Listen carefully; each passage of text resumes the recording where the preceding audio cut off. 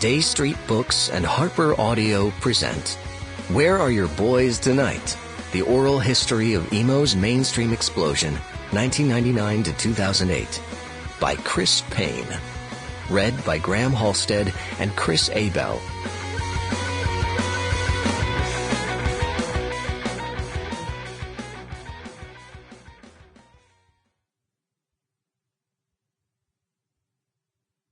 A note before we begin.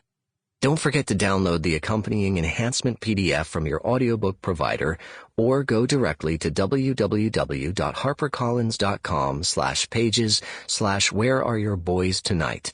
It contains a cast of characters who appear in the book. For Mom and Dad.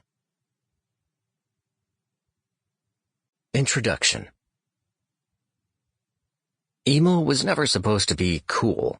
So when Gerard Way saw the chance to manifest his comic book fantasies, he went all in. The black marching band uniforms, the skeleton costumes, the broken, the beaten, and the damned. It's all part of the lore now, but it wasn't until one night in August 2006, the night My Chemical Romance introduced the world to the Black Parade. MTV had provided 6 full minutes during the Video Music Awards for the band to unveil its new single on live television, which, in the days of TRL and MySpace, was kind of like getting your own Super Bowl commercial. North Jersey's biggest dreamers answered the call. Looking like a zombie Sgt. Pepper's brigade, My Chemical Romance ascended 30 Rockefeller Plaza and rocked out Welcome to the Black Parade on a strip atop the skyscraper just wide enough to hold the stage. They were warned not to jump, or else the wind could knock them off and down to the city streets below. The fading rays of sunlight had just dipped below the Manhattan skyline. After belting one last "We'll Carry On," Way held out the mic and gazed into the great beyond, looking like a damn superhero. Down inside the ceremony awaited some old acquaintances and some new ones. There was Fall Out Boy, who 1 year earlier slogged it out across the parking lots of America alongside My Chemical Romance on 2005's Warped Tour. While passing through Las Vegas, Fall Out Boy bassist Pete Wentz had introduced members of My Chemical Romance to a band he'd just discovered on the internet.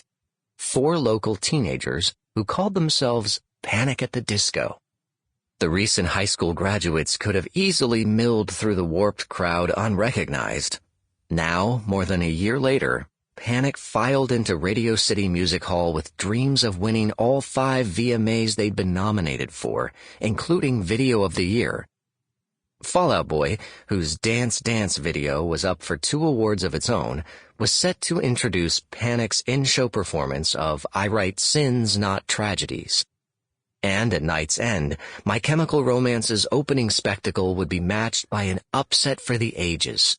After losing their first 4 nominations, Panic at the Disco beat out the likes of Madonna's Hung Up and Shakira's Hips Don't Lie for Video of the Year.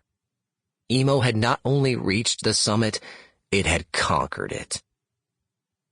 Underground rock scenes had crashed the mainstream before, but with those, punk's Class of 77, 80s indie rock and hardcore, and 90s grunge, there was a prevailing sense of self-detonation, of burning down the house party before the lights got flicked on.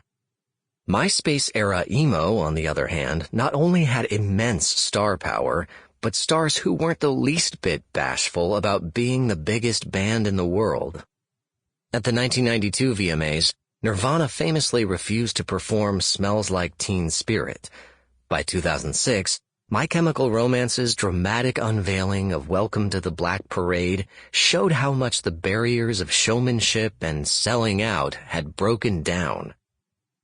This generational shift was due to a lot of things: the rise of social media, a desperate post-Napster music industry, the pull of hip-hop culture, and most of all, this eager new generation of bands. At any date along the 2005 Warped Tour, the kids in Panic, or any other kid...